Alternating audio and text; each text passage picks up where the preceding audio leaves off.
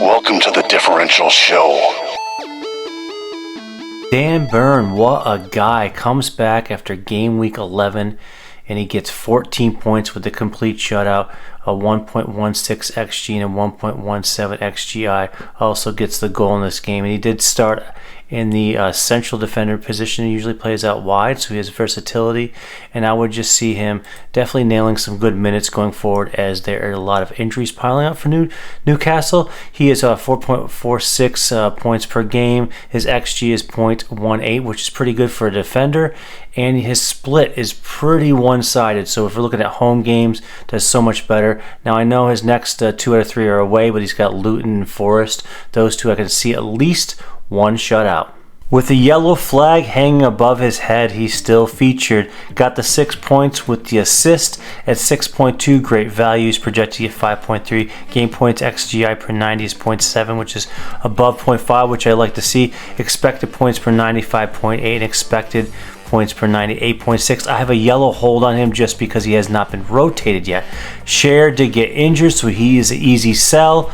Moving down to Fulham, it's unfortunate they did so well these past couple game weeks, got absolutely destroyed by an injured Newcastle team. Willian did not even feature, so 5.3 I would say is the easy sell, because if you're not featuring, then you don't need to be on your team, right? Moving on to Raul, with the great ninja / MMA moves, he did earn himself a red card, and he will be out for a while, so easy sell. Kulu with the 14-pointer at 0.17 XG. It's pretty low, but he's more of an assist threat at 0.71 XGI. You did see him move out wide with the injury to Brennan Johnson, and he had some great service into the box to Richarlison. What does that mean? Really, he's more of an aerial threat than Son, so that's why, to me, he is someone to consider. Even at the 7.1 value he has on right now, I look at those fixtures: Everton home, Brighton away, and Bournemouth home.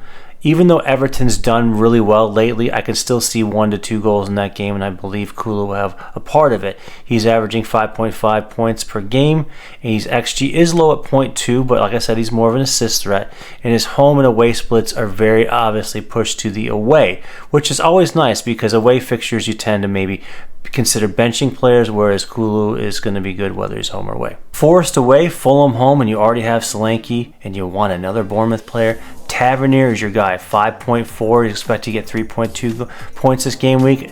He has been overachieving, so I expect that to be higher. Expected points per 90 is 6.5, and his points per 90 is 9.4, so you can see the overachievement right there. Senesi is an easy hold. I know a lot of us brought him in this past week. Moving down to Spurs, Richarlison is the hot name. Expect to get 4.2 points this game week. His expected points per 90 have been 8.4. His points per 90 is 13.6 in the last 5 game weeks, which is excellent. And then Adagi got the red card, so he's a easy sell. Aren't we always looking for someone under the radar, some player that no other player has, meaning FPL team? McNeil, 2 goals, 2 assists in his last 4 game weeks. Who's actually talking about this guy? Not many people. He has produced about 0.29 XGI against Burnley. He did get the assists, but if you think to yourself, you're like, okay, well, why would I bring this guy in? His fixtures are really tough going forward. Well, he did produce against Chelsea and Newcastle in those 4 games, so fixtures may not matter so much with him, and Everton's been on fire. So if you look at 5.4 value, if you bring this guy in as your, let's say, 8th attacker, why not? Like, you can always bench him if you're going to go with 3 forwards. Some of us might already have Decore, and that's fine. Just hold on to him. I wouldn't bring him in. He's projected to get 2.8 points this game week.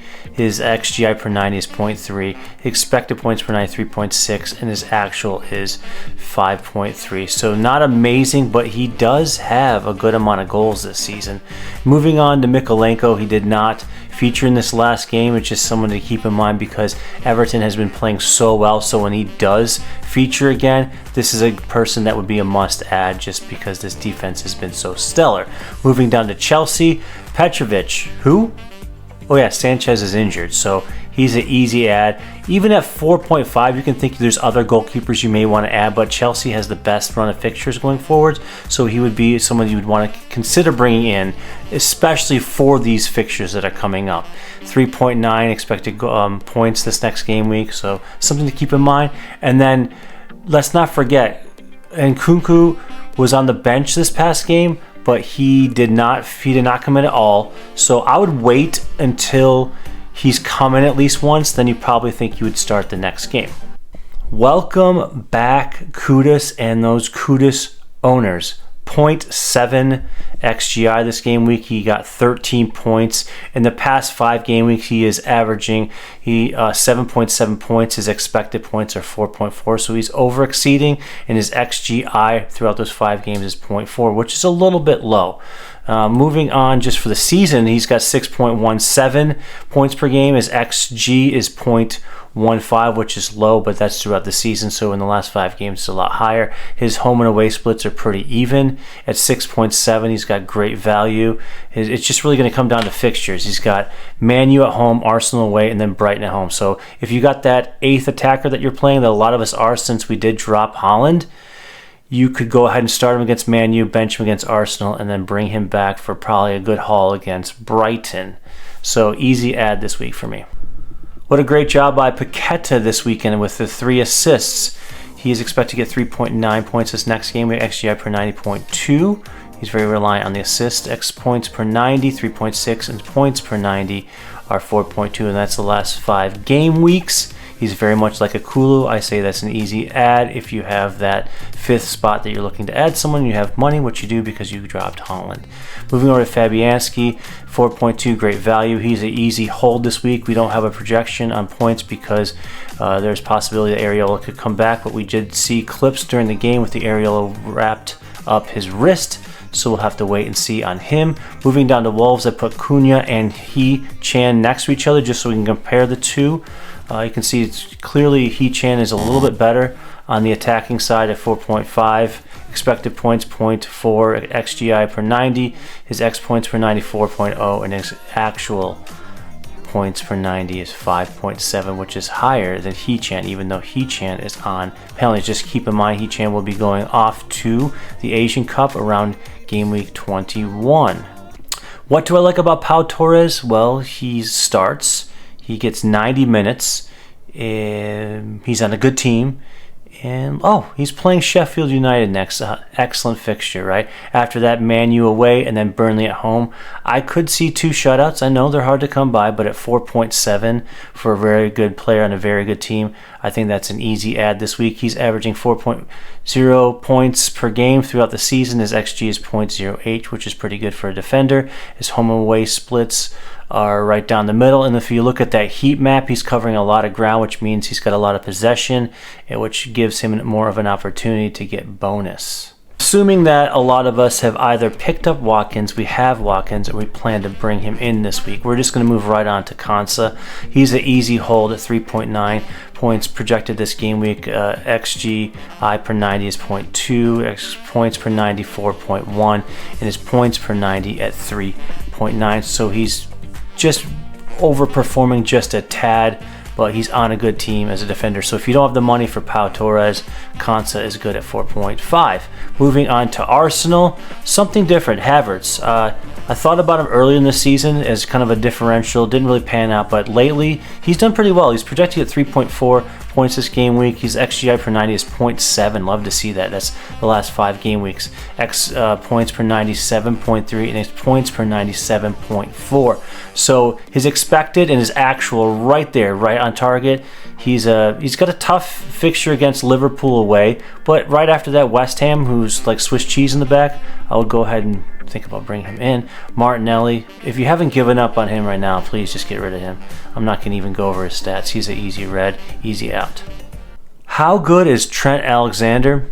He's pretty darn good. He can get bonus points when he has no shutout and no return.